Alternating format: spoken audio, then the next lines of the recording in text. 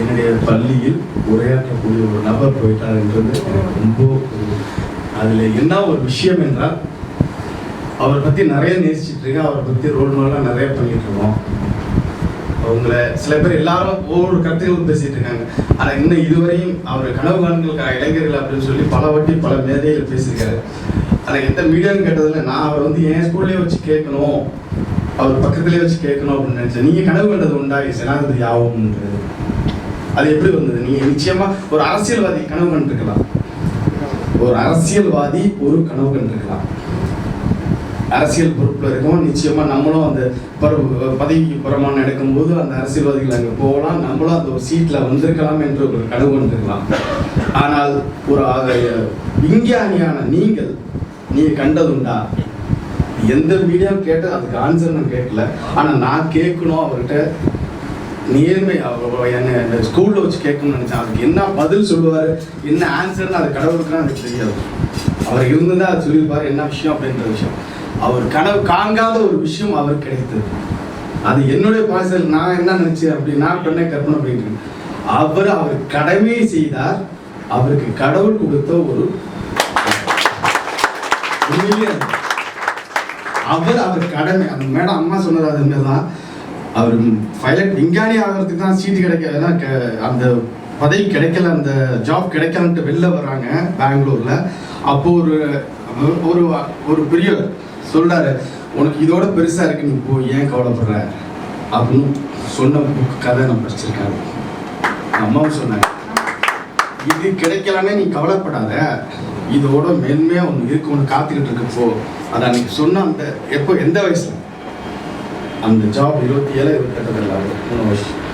ஆனால் அவர் கிடைச்ச பதவிகளும் அவருடைய பெருமைகளும் 70 வருஷத்துக்கு பிறகு, அவருடைய 70வது வயசு பிறகுதான் அவருடைய கனவுகள் இன்று வந்து இந்த அளவுக்கு பப்ளிசிட்டி ஆகுது என்றால், அவருடைய வார்த்தைகள் இன்னைக்கு பொன்மொழிகள் வெளியே வருது என்றால், அதற்கு வந்து உழைப்பு அவர் ஒரே உழைப்பு, நேர்மையாக இருந்தார்.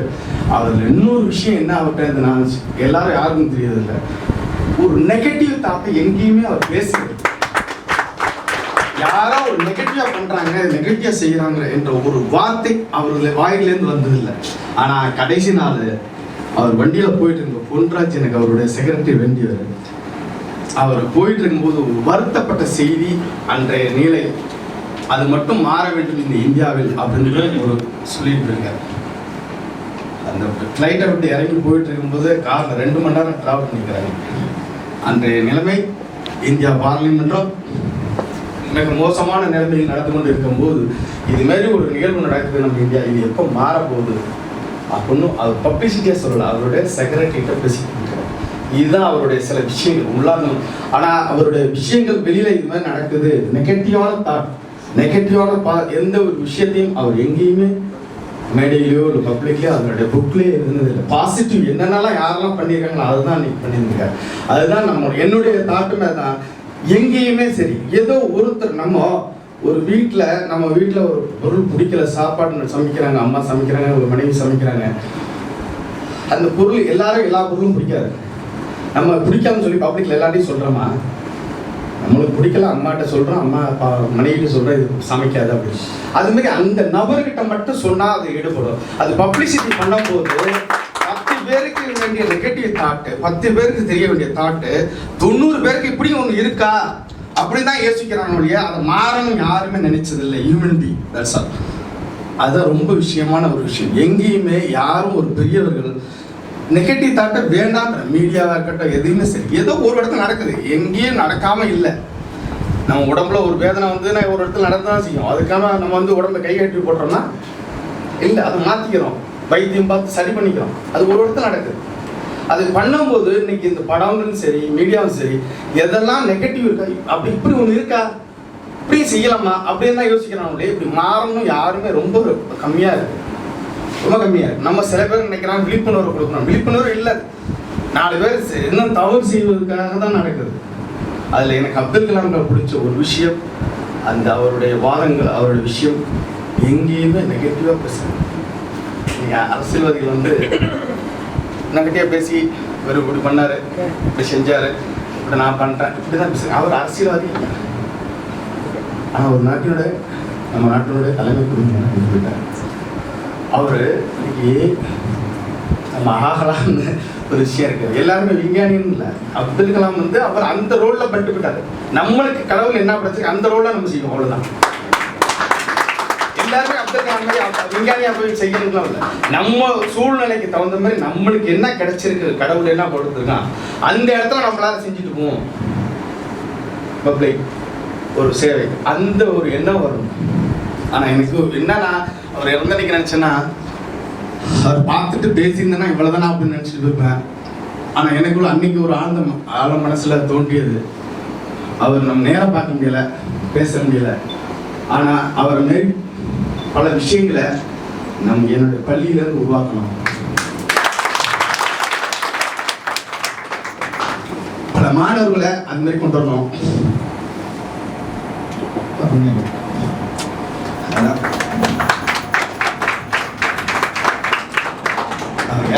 அது இன்னொரு விஷயங்க. அதில் ரொம்ப நிறைய விஷயம். அதில் நிறைய இங்கேருந்து ஃப்ளைட்டே ஸ்பேஸ் ஃப்ளைட்டில் போகிறேன், கூப்பிட்டா இருக்குனாங்க வந்து விஐபி உண்டாச்சு சொல்லிட்டு போகிறேன். நான் வந்து பார்க்கணும், அவர் கன்சல் செலுத்தணும். வந்தால் முடியுமா, வந்தால் நான் ஃப்ளைட் ஏறி வர்றேன், இல்லைங்க கிடைக்காம அந்த கூட்டத்தில் வந்து என்னால் பண்ண முடியாது அப்படின்னு சொல்லிட்டு தான் ஃப்ளைட் ஏறி போகிறேன்.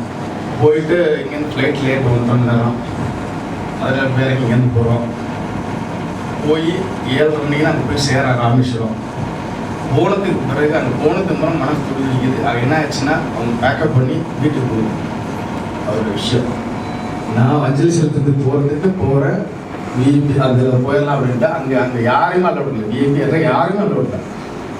அவங்க வீட்டுக்கு போகிறாங்க, பர்சனலாக அதை கொண்டு போகிறாங்க. 8 மணிக்கு அப்படியே மனசு அப்படியே உள்ளுக்குள்ள இதாகுது. இவ்வளோ தூரம் வந்து முடியலையா அப்படின்ட்டு சுற்றி அடிச்சுட்டு எப்படி பார்த்தாகணும் அப்படின்ட்டு அவர் உள்ள பேக்கிங் நடந்து எல்லாம் வீட்டுக்கு போகுது. அந்த நிகழ்வெல்லாம் சில விஷயம் மறக்க முடியல. போகிறேன், எல்லா வீப்பின்னு பட்டாங்க, யாரும் உள்ள வீட்டுக்கு போகிறதுனால எல்லாம் முடிச்சுங்க, அவ்வளோதான், நாளைக்கு வாங்க அப்படின்ட்டு முடிச்சிட்டாங்க. நாளைக்கு வீட்டுக்கு போனால் மறுநாள் பார்க்க முடியாது. வீட்டில் உள்ளே உறவினர்கள் மட்டும்தான் வராங்க, மற்ற பப்ளிக் யாரும் விடலை. மறுநாள் வந்து பிரைம் மினிஸ்டர் வராரு, அந்த நேரத்தில் பார்க்க முடியாது அப்படின்னு மனசுக்குள்ளே எல்லாரும் சொல்கிறாங்க. ஒரு கொடுத்துருப்பாரு. அப்படி கொடுத்துட்டு போய் ஒரு சைடில் போய் பார்த்து ஒரு போலீஸ் பாஸ்போர்ட் கையில் வச்சு பாஸ்போர்ட் பேக்கெட்டில் துபாயிலேருந்து நீங்கள் வர பார்த்துருக்கேன் அவர் சொல்லிட்டு அவர் மனதை விட்டு பண்ணி உள்ளே விட்டு 1/2 மணி நேரம் நின்று அவர் அஞ்சலி சொல்லிட்டு வீட்டில் போட்டு 5 நிமிஷம் கூட, ஒரு 2 நிமிஷம் கூட பார்க்க முடியாது, வந்துருக்க முடியுங்க. அதில் கிடைச்ச எனக்கு விஷயம் 1/2 மணி நேரம் அந்த பேக்கிங் பண்ணுற வரைக்கும் அது அது வந்து அதுதான் எனக்கு கிடைச்ச, அவர்கிட்ட கிடைச்ச ஒரு பெரிய ஆத்ம திருப்தியாக எனக்கு வந்து அதை பார்த்த விஷயம். ஆனால் ஒரு மனசுக்குள்ள பயங்கர ஒரு அப்படியே அவருடைய விஷயங்கள் அவ்வளோ தூரம். அவர் அந்த மாதிரி நம்ம நாட்டுக்கு நம்ம காந்தியை பார்த்துருக்கோமோ இல்லையோ, காந்தியை பற்றி பேசியிருக்கோம், நம்ம பார்க்கல யாரும் இங்கே இருக்கவங்க யாரும் காந்தி. ஆனால் இன்னைக்கு ஒரு மகாத்மானா அவர் குஜராத்தில் பொறுத்த மகாத்மா காந்தி.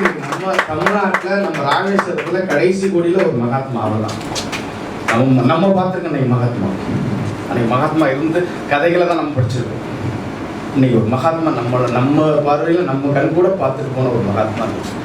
நிச்சயமாக யாராலையும் வந்து இந்த ஜென்ரேஷன் நம்ம இருக்கவங்க அவருடைய விஷயமே இன்னைக்கு ஒரு ஹைலைட்டே என்ன தெரியுமா, அவர் இறந்தது வந்து சாதாரண ஒரு சீக்கு போட்டு 4 நாள் இப்போ ஹாஸ்பிட்டலில் இருந்தாலும் அந்த ஹைலைட் வந்துட்டு அவரோட ஆத்மா என்ன நினைச்சதோ, என்னதுக்காண்டி போராடணும், என்னதுக்காண்டி செய்யணும்னு நினைச்சோம், அந்த இடத்துல அந்த ஆத்மா பிடிச்சி பாருங்க. அதுதான் பெரிய விஷயம்.